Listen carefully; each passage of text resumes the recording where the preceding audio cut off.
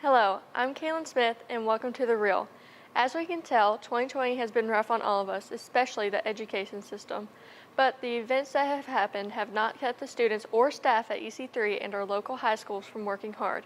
We'll take a look at sports, important senior milestones, a special field trip, and more.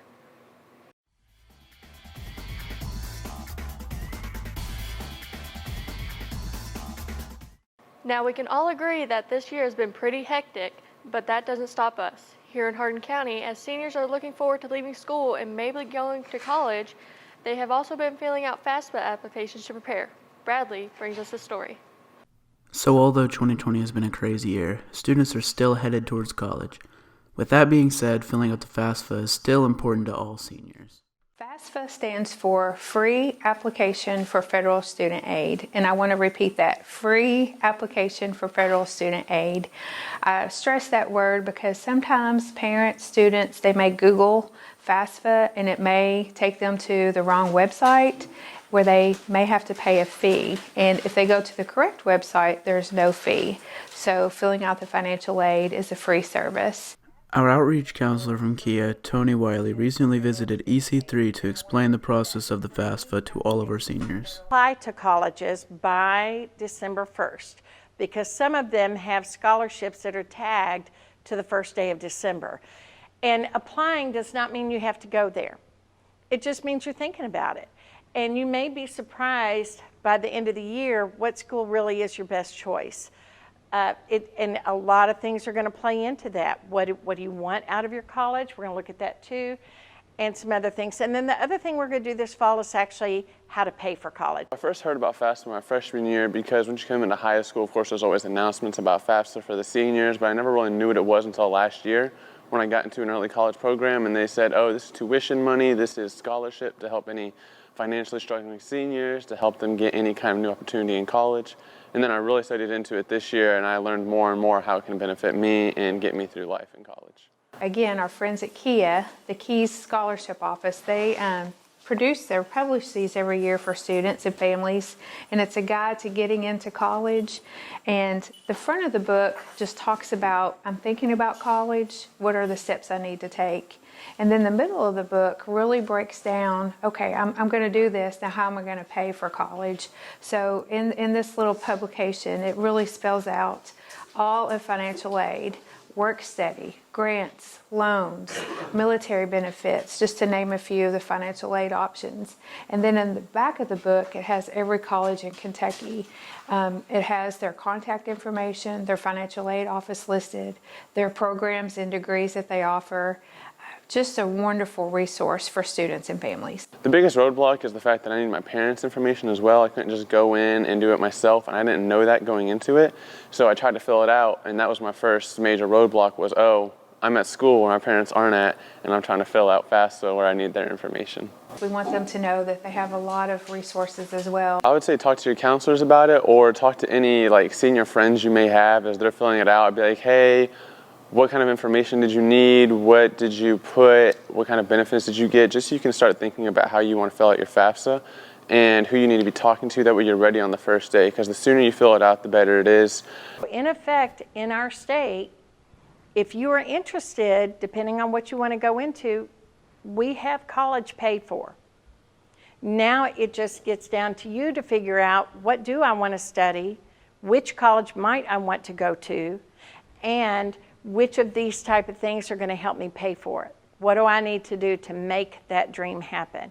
So while I know October seems really early to start working on this, it lets you get your ducks in a row so that by the time you're ready to graduate, you visited the school, you know what money is there, you know what you need to do in the summer, you know how to make that happen, and hopefully when you're 25 years old, you have your job, you have your apartment, you have your nice car, and you're not paying off student loans because you did your homework early. Why is it important? College is not cheap.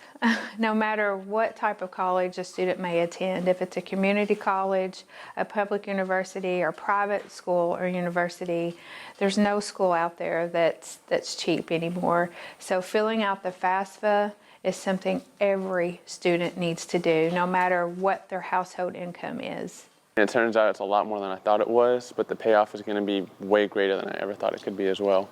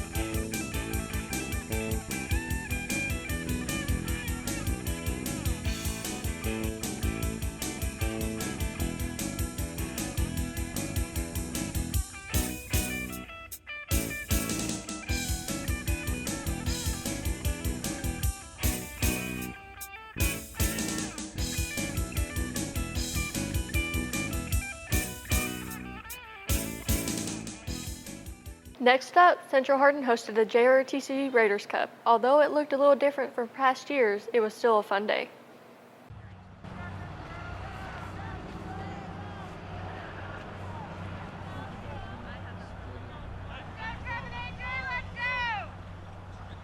Lieutenant Colonel Roland, Haun, Senior Army Instructor here at Central Hardin, and today we've got North Bullitt and Bullitt Central here in competition. The teams will be going through 5 events: the rope bridge, tire flip, the Aiden litter, the relay, and finally the cross-country run. Each team is trying to do the best they can. Everybody's having a lot of fun, and at the end, one team will walk away with the top team trophy. Switch!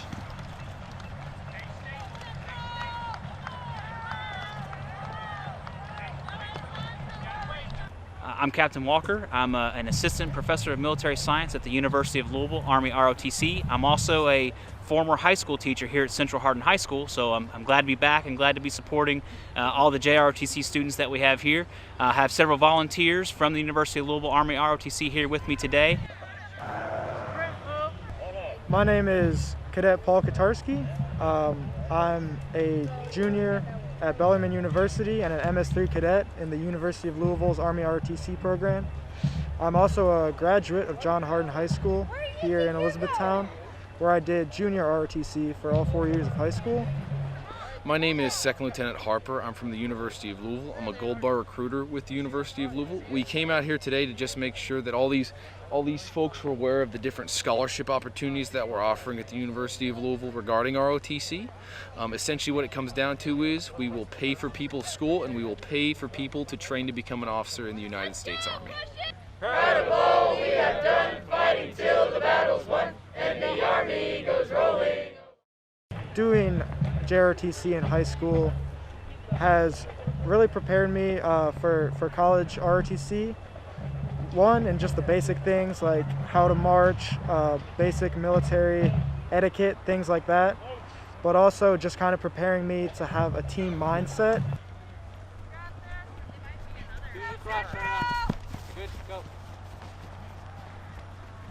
So it's important for high school students to take part in JROTC because it really helps them to develop the character traits that we look for in our officer candidates in ROTC.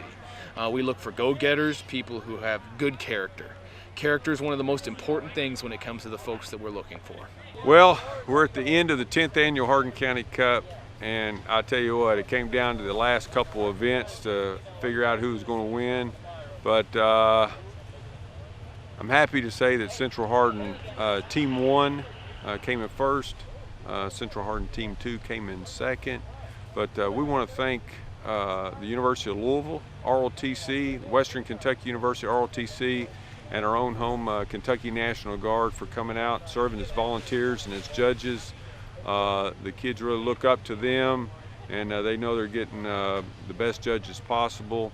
And also learn a little bit more about ROTC programs at the college, and also about what the Kentucky National Guard offers to our students when they get out of high school.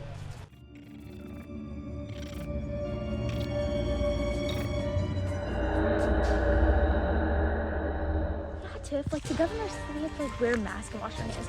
But I'm young, I can't catch the coronavirus, so yeah, whatever. Yeah, I'll see you later at the mall. Bye.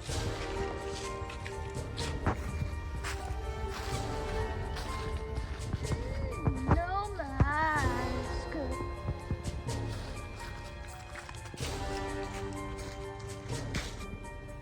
Wait, what was that?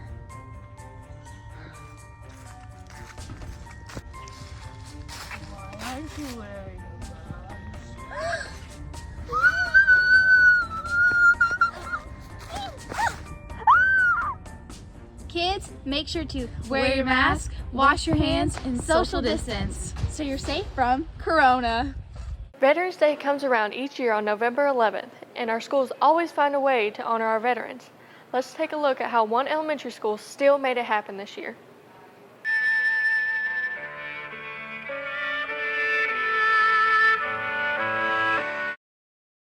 Not everyone hears it. It's just a few. But there's no denying it once you do. When your country calls, you do your part. So H is for honor in the American heart.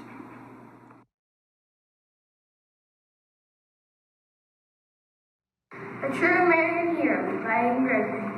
What makes a hero, some might ask? Is it their jump shot, home run, or last-second catch? My heroes are those who handle the most difficult tasks, who wear boots, camo, not a cape and mask. My family's heroes in generations past served in all wars from World War I to Iraq. Young, brave, and fearsome from any attack to fight for our freedom, not knowing if they'd come back. Today we remember all those selfless acts and thank them for sacrificing and having our backs. So what makes a hero, some might still ask? It's our American military, future, present, and past.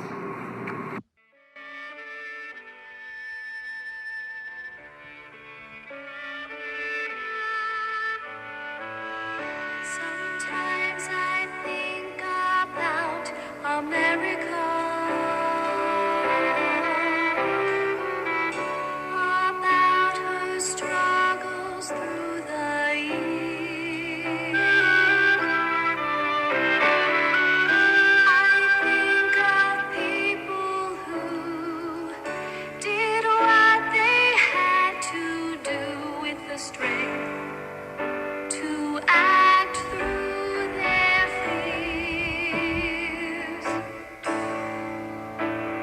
Sometimes I think about America, about her future and her past.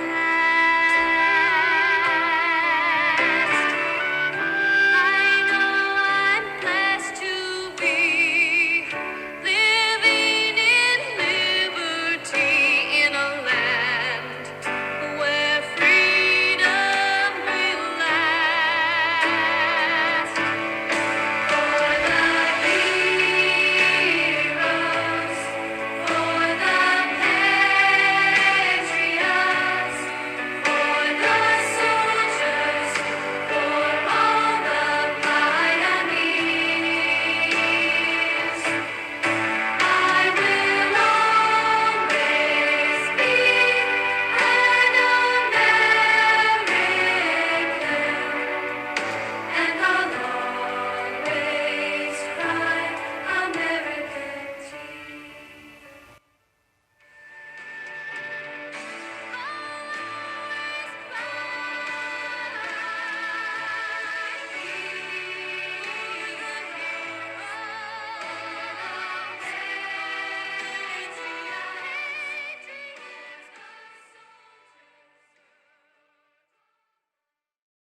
With students in the online academy not coming to school, teachers are finding creative ways to still take students on field trips. Here's one teacher that did just that. Hey boys and girls, it's Mrs. Scott, and today we're going on a field trip. I'm excited today to take you to the firehouse. So we're going to learn about the job of a firefighter and some of the things that they do to help our community. All right, come on over, boys and girls. I see right now, it looks like Chief Scott's out here working. Let's see what he's doing. Hey, Chief Scott. Hey, boys and girls, how are y'all today? do you have a minute to tell us about what it is to be a firefighter and some of the things that you do? Yes, ma'am. Yes, ma'am.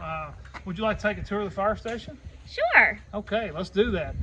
If y'all follow me, we'll go in here and learn about what it takes to become a firefighter. Come on, guys, let's go look at the firehouse. And boys and girls, you notice that I called it a firehouse instead of a fire station because this is a place for family, and that's why we call it the firehouse instead of the fire station.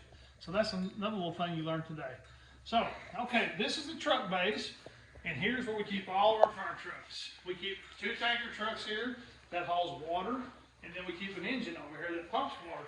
You guys come over here and I'll kind of show you around the turnout room here too. To my left here, you see all the firemen's gear. They keep it all lined up with all their stuff ready to go. Now, they're responsible for keeping their gear clean and ready at all times. So they need to be able to come in here and get ready within 2 minutes and be on the truck out the door. That's my rules. We have 2 minutes to get on the truck. So, all right, come on this way. Let me show you something really cool. This is kind of our logo down here at the Valley Creek Fire Department is the Lucky 13th. We're the 13th series, the 13th fire station in the county. So we're the Lucky 13th. That's our motto. So, all right. This is our engine I was talking about, our fire engine I was talking about. This is what pumps the water to the hoses. This carries all kinds of neat equipment. I mean, we've got so much stuff on here. We've got all of our tools and stuff ready to go in case we need to use them. We've got our saws, we have our fans. We've got just a little bit of everything you can possibly imagine on here. And this little truck carries all kinds of equipment and also carries 1,000 gallons of water too, and all of our big hoses up top there. All right. We have to be ready to respond in case there's a fire run or somebody needs help. They call us and we come help. So that's what we keep our trucks ready to go. And you can always see, notice how good and clean these trucks are. We always say, a clean little fire truck's a happy little fire truck. So, all right, guys, let's go inside and we'll go look at the bunk room. We'll go look at the training room and the chief's office, kind of the cool place. Miss Scott, you coming? I'm right behind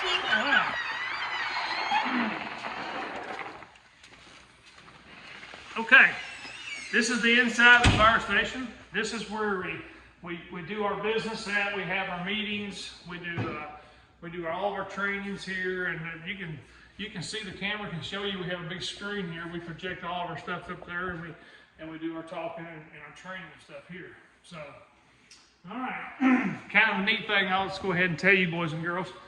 This is in most all fire departments because this was the very first emblem that a fire department had in America.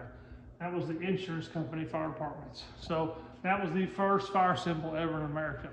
So, all right, come on back here, and you can see here on this wall, this is our kind of our award wall.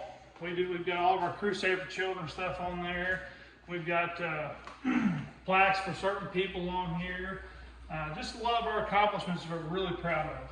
So, all right. And back here, every fire station has to have a kitchen because firefighters love to eat.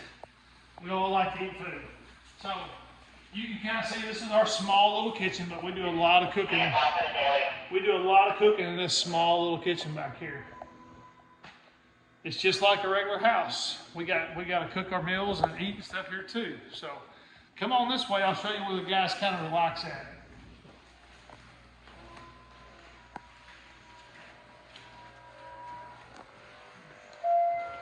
Okay, you can see here.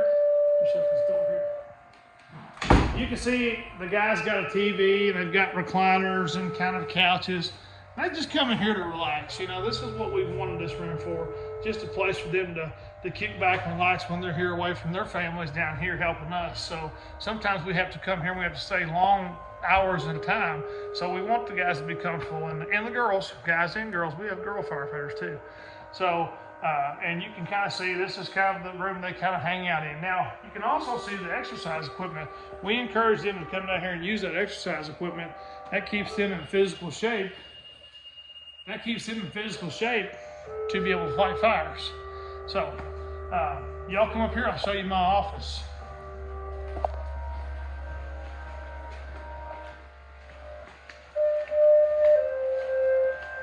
Lot to learn about a firehouse, boys and girls, huh? Didn't think that they had a kitchen and a living room. That's pretty cool. Now this is the chief's office, a little messy, but this is where I conduct all my business. As you can see, there's a lot of memorabilia on the walls. I've been a fireman for 26 years, so I've been doing this a long, long time. You can see over here, got some pictures of my kids. Keep on my cabinet so I can see them. And over here, you can see all three of my children. I keep a picture of them. You know, firefighters always kind of keep pictures of their kids because we want to make sure that they're close, that we know what we're working towards is going home to them. So that's what we kind of do. So you can see my old fire helmets on the wall here too. All right, boys and girls, we're going to go out in the bay, and I'm going to introduce you all some of my firefighters, some of my firefighters that's on duty today. So, all right, we'll see you out in the bay. Come on, guys, let's go back out here and meet some of my firefighters. Hey guys, what's going on? I'm just checking the truck out, Chief. Oh, good. Hey, these are two of my firefighters. This is Firefighter Walters and Firefighter Perry.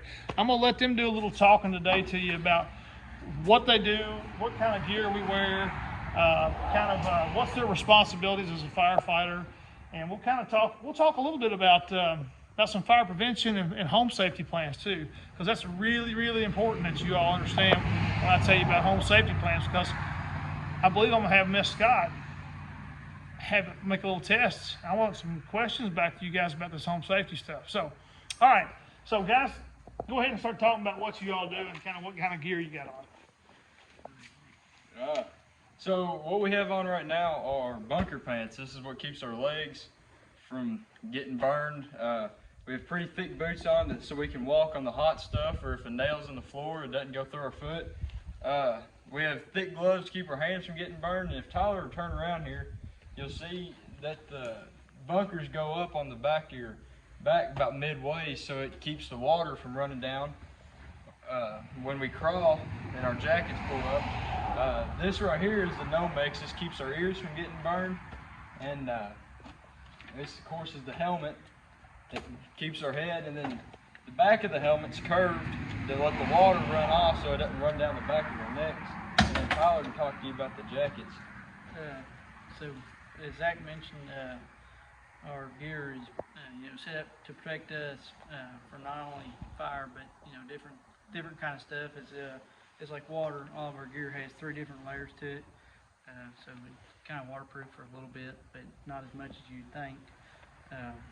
It's not fireproof neither, but burn resistant. Some of us have our names on the bottom of our jacket, but not all. It's just newer gear, kind of. But that's really about it. When it comes to the jacket.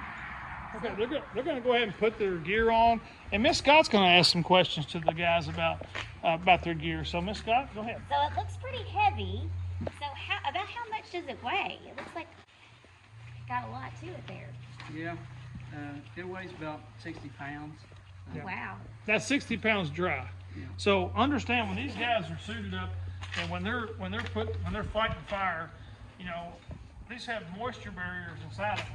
But this kind of traps your body sweat and stuff to your body. So I mean, it kind of makes you heavier when it gets wet. So it goes from about 60 pounds, probably around 80 or 90 pounds. So you can imagine that. So it'd be kind of like me picking up a small person, putting them over my shoulders and working for 8 hours at a time. So. Mr. Scott, most first graders weigh almost 60 pounds. So that would be almost like having a first grader on your back. So what they're doing now, this is called a self-contained breathing apparatus, or an air pack, what we like to call it. But what this does is this keeps the bad smoke out and puts the good air into their lungs so they can breathe when we go into a dangerous situation. Any kind of smoke, fire, whatever. That's why this is our main thing we always wear is our air packs. You know, we preach and preach and preach. Make sure you put your air pack on, because you never know. You know, you want to stay safe at all times. So you can see now firefighter Perry's putting his mask on, and firefighter Walters is too. Now, hang on for you put yours on. Okay, boys and girls, look at him. This is firefighter Walters. Without the mask on, with the mask on, he's still firefighter Walters.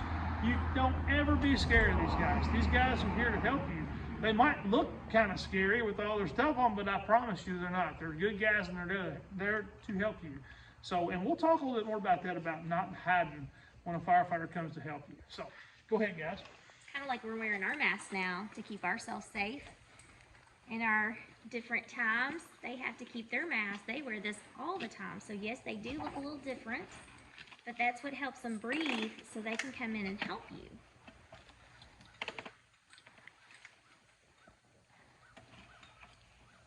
About how long does Chief give you all to get dressed? Roughly 2 minutes. 2 minutes. 2 minutes is what they usually have to take. Today I told them to kind of slow it down because I want you all to kind of see what they're doing. Now, if we were in a hurry on an emergency situation, we got to move quick. We got to move quick because somebody's in need of help. That's why the fire department comes to help at all times. So, you know, that's why we move quick and efficient. But, you know, the great thing about a firefighter is we always got a teammate, and we're always looking out at each other's back. So they always check each other when we're done dressing to see if he's done it right and if he's dressed right. And do you all go separate anywhere? No. When they're dressed, they always go together. We travel in 2 pairs all the time. Anywhere you go, I go. That's our motto. So, all right.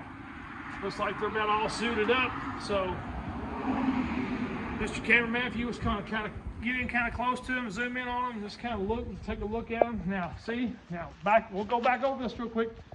Protects their head. This protects their neck and ears. This protects their upper body. This protects their lower body. And this protects their foot. And turn around.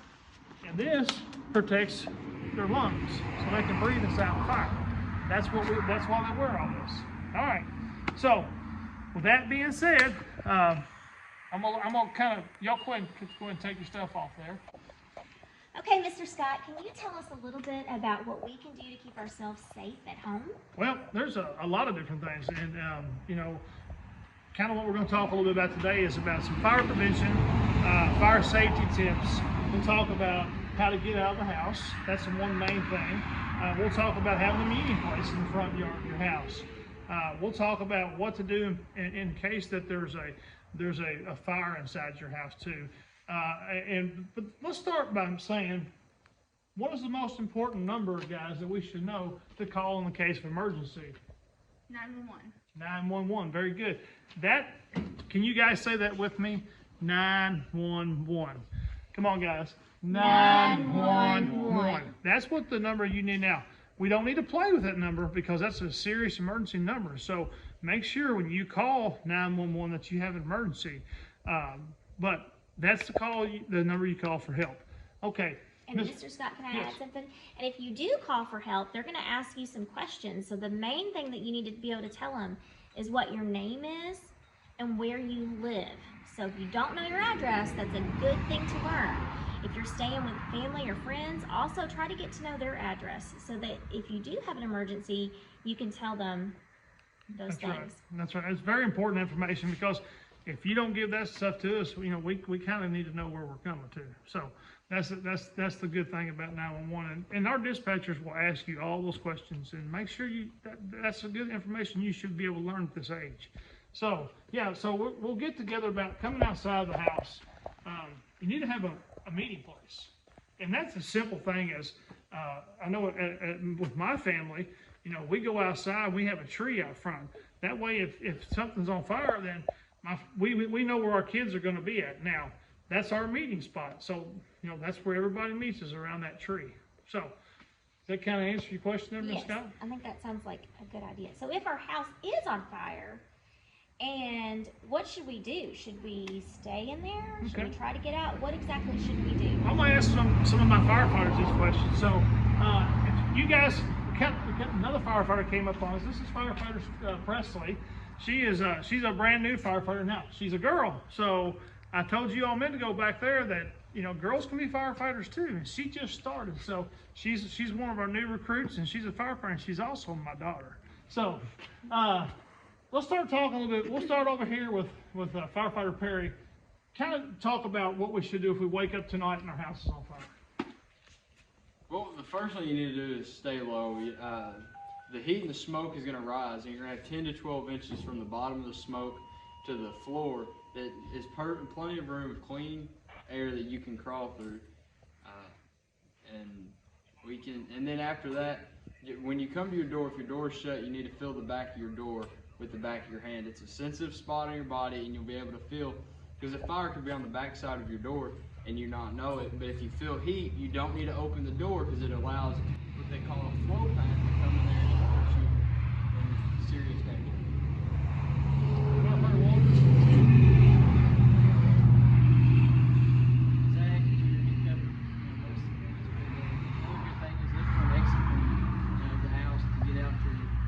Safe spot, you know, that your family knows to meet at.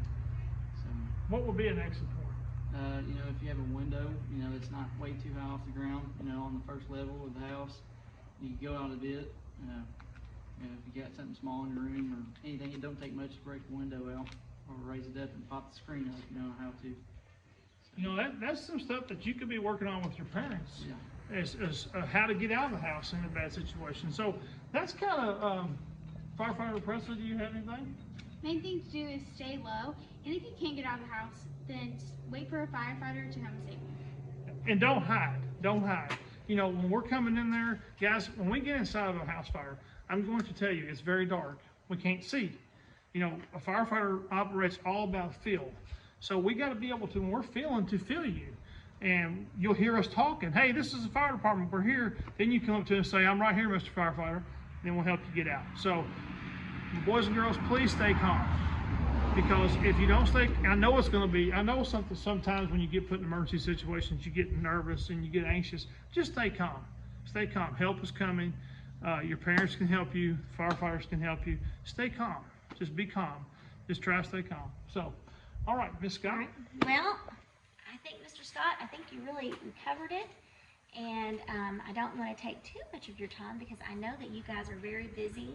So I would like to really thank the firefighters of Valley Creek Volunteer Fire Department for having us today and telling us how to stay safe and giving us some tips on what we can do in the case of a fire. So thank you guys so much. And it sounds like guys, we've got a fire run. They've got a fire run. We got to go and hop on this truck and go. So guys, be safe. Remember, 911. See you guys. Bye. Thank you.